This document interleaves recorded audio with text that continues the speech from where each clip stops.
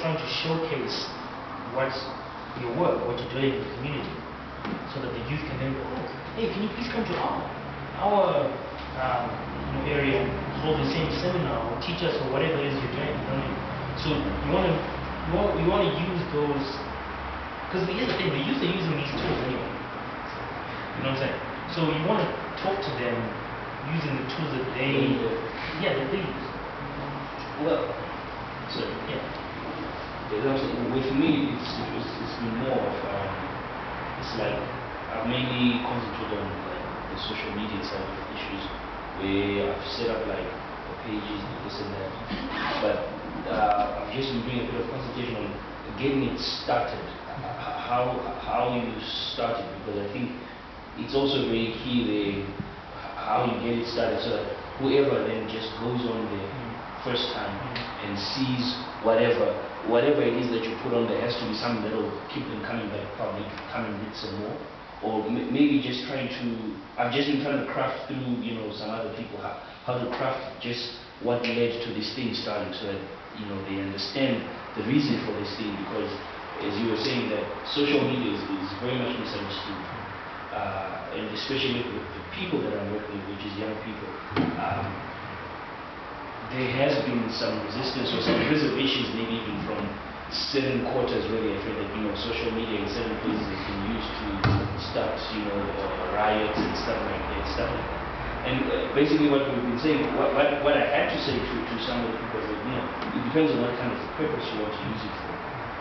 You can use it, yes, to tear down, but you can also use it to build. But then I've been talking about this. I think it's been like 2 months now. I don't know whether in this kind of industry that's a long time, but just setting it up so that when it starts, and I'm trying to make sure that I maintain. I don't start and just run out of fuel like in a couple of and then fizzle out. But but it's not as easy as I thought it. No, how do you do that? How do you do that? The maintaining part, because I remember the guy was saying that he posts about 5 times a day. 20, but now he's doing 20 to 25 times a day. How then, structuring that thing, because in this age that we're in, there's breaking news almost if you're well connected. So then, how do you structure that thing where you have continuity? Let's say if you start an issue, it might not necessarily be a one-day issue, it might be a week's issue, maybe that we'll discuss and then change later. How do you handle those kind of things, especially given the kind of audience that maybe I'm targeting? Well, to answer your question, what I will say is start. Just start. Sometimes the easiest thing is to share other people's content. So I run an initiative called 263 Chat, right? And so how we fund the operation of 263, we actually manage people's social media for them. And with certain clients, you might be like a tech company, and you sell tech products or tech services or training or whatever. But you might sell like a Microsoft product.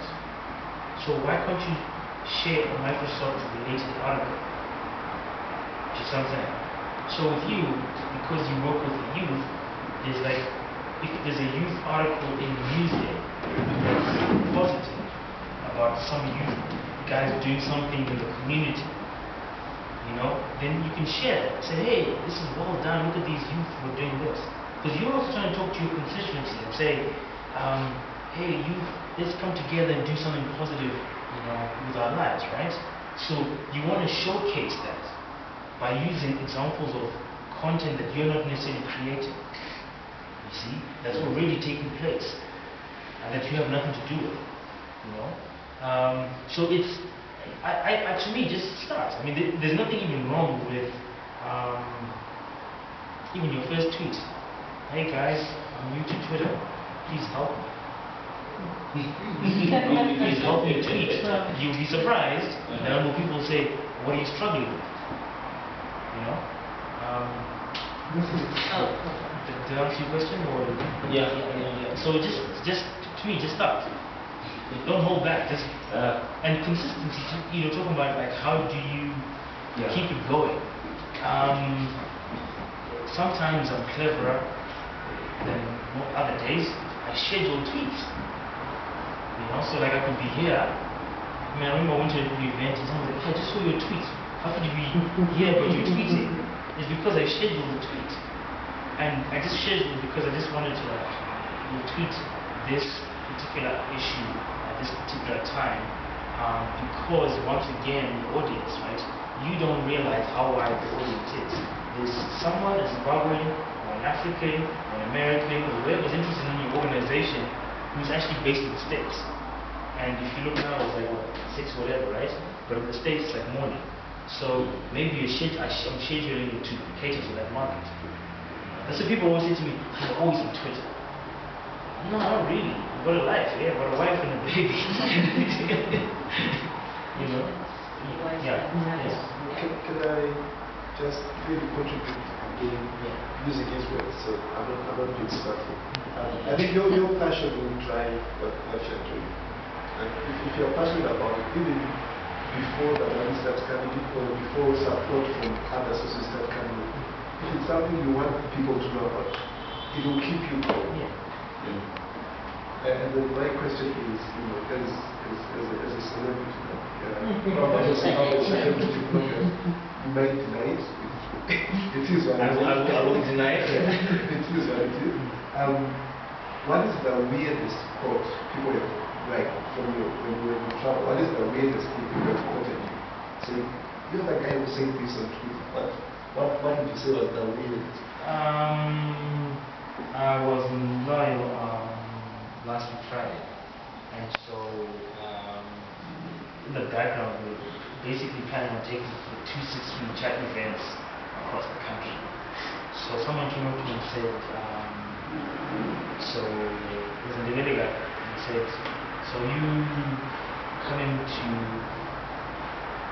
like, he wasn't expecting me to say yes, we're coming. Basically like, so is 263 coming to Love? I said yes, we're coming. And he was like, oh, okay. Oh, okay. When?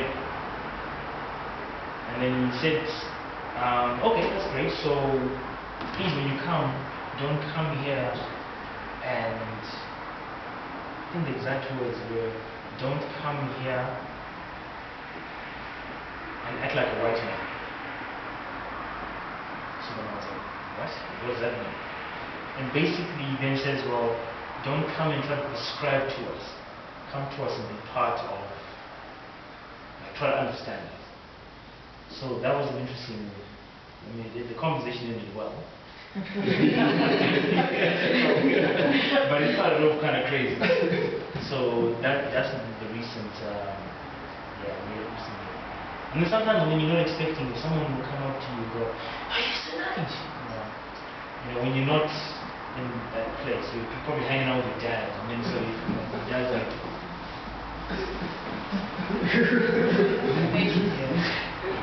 regards to issues, and maybe to just contribute to what you were saying, that it's been difficult for you to actually reach out to the youth. I've noticed basically that in this country, it's very difficult. You look at the school curriculum, there isn't much about information technology. There isn't much even about, not even about blogging. Today I noticed something strange. I wanted to print the invite to come to this place. And this is someone who's working in an IT shop. They couldn't even, look for the document in the end. I was just like, you know what, I don't have time, I've got to rush to this event. So you find that the awareness of ICT, I think people are actually scared of ICT issues. So for you to even start talking about blogging, it's like Greek to them. So maybe there is that we need to lobby as the ministry that at least we have to look at the curriculum, change it, make it more technologically, adapted, so that at least it won't be scary. The reason why for me it's not so scary anymore is because I did IT at undergrad, so it's like what, my daily bread now. And even if you look in this room, we're only what, 2 ladies. What does that say to you? That's like a whole that's like a whole topic on its own, right? So those are some of the issues that maybe you've got to look at. You have to start young, at the young grassroots, before you start talking about blogging. And then the other issue again, if you look, it's really a question of what affordability.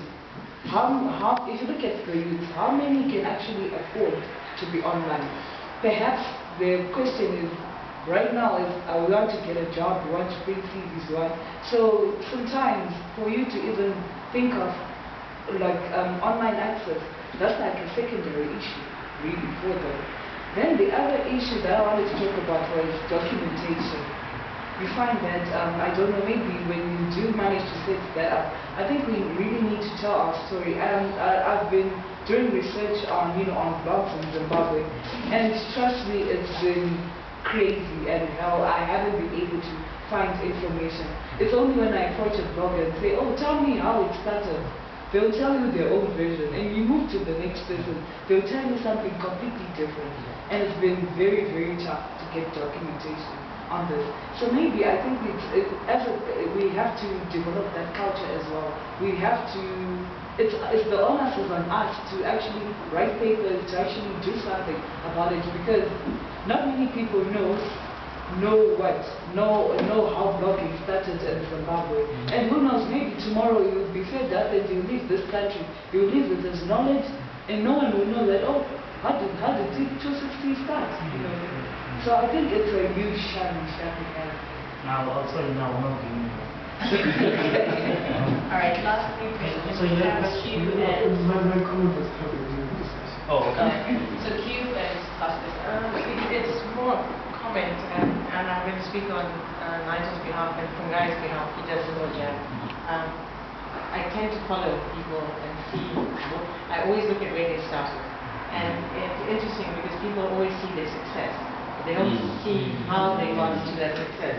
And Fungai, I'll tell you, because I remember starting an organization when we had a journalist come there. He started with nothing. It was just pure passion. He had absolutely no money, nothing. He was just really, really passionate. And I think he started working out of his house, if I remember correctly. He started working out of his house. There was no income coming in. And he was just consistent. This is what I want to do, this is my dream, and I'm going to do it. And he did it. And I look at him now and I say, I know your journey, well done. I really admire you for that.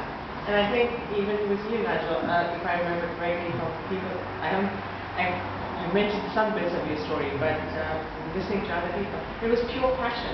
It was like no understanding of anything, just pure passion. I like writing. I think the commentary about this country is being written from a very prejudiced point of view, and I want to bring a more Zimbabwean perspective into it, and that's it. So I think instead of getting caught up too much in the technicality, go for it. Just be passionate. Fungai, yeah, I think both stories now. I think you have more access to places and people than most journalists do. Yeah. I think you have far more access to people than I would have, and I have been in the traditional media for a long time because of the passion and the things that I think you do, 263 chat and things you comment about. No, look, I'll tell you now, something happened with Zim. I'll get a call from CNN. Yeah. Like, okay, so is this what's going on the ground? And then I'm like, okay, so I'll give him my opinion. I'll say, well, this is what I think. And then I'll ask the question in the crowd. Like, I love crowdsourcing, Okay, guys, how do you feel about this? And what I'm trying to do, is to get people to think outside of, like, okay, I'm struggling, because, we're all struggling, and this can whinge, and this, you can whinge all day, but I'm really kind of trying to get us to, like, understand why we are where we are, and then what can we actually do about it, and let's talk about things. And so, you're right, all of a sudden, I can now go to a government and say, my name is so-and-so, I'd like to talk to you about this. Or they can even come to me and say, so I'm thinking about this. How do you think the youth will feel about it? And you just go like, oh, so you care about my opinion? Oh, cool. Well, I'll tell you the youth that I do know. They think this, they worry about this, and because I talk to people online all day, right? and I'm engaging in dialogue. I'm talking about to them all the time.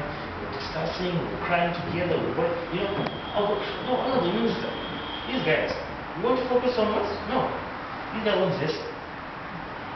Like my biggest thing lately is, okay, so employment, let's create employment. You guys said you're going to create it. Let's what we're doing about it. So it's interesting, and the thing about it is, and I hope it shows, right? I hope it shows on the other side, because I am so passionate about this country that I don't care if the NDCs are, I just care about the 263, the country. And I just want to tell that story. And so whatever it is I'm doing, I'm trying to play a role in like the dialogue. If we talk, they will watch us talk, and they will see that we don't talk about diamonds, we don't talk about Morgan, we don't talk about Mugabe. Most of us in this room are not politicians. Something. But what do you see on BBC and CNN? That's what you see. So it's like, and I guess in my own way I'm trying to say, guys, look, if I can do this, like, so this is the celebrity bits, if I can do this, and like, I didn't have money to do, I didn't get support. Just me on my airtime, so it's $2 kilowatt, so I make this tweet count, huh? Because I can only tweet once today, so I'm gonna keep the $1.65 for tomorrow, you know what I mean? So it's things like that, and then I had to like figure out a way, like, okay, how can I create income for 263? How can I support the blog? And then what happens is, because you're so passionate about it, right? Someone who does have financial resources or connection, hey, John, look, I can help you. Like, did you know you could talk to this person? And then this person goes, hey, what do you need? I just need 2 hours of your internet per day. You know what? There's this free office. Come to our office. And that's how it starts. So it's like things like that. But if there's anything I want you guys to go away, yeah, I was going to take you the last question and then you'll yeah, so if there's anything that I wanted to say that you should take away, it's just find your passion. And if your passion is tech, don't think, the other thing as well, don't think that sometimes we live here in Harare, and then we think that Harare is Zimbabwe. Right? And then we leave Harare to go to Norton for 2 minutes. Like, Norton needs like what to do in Norton for the day. What can tourism do?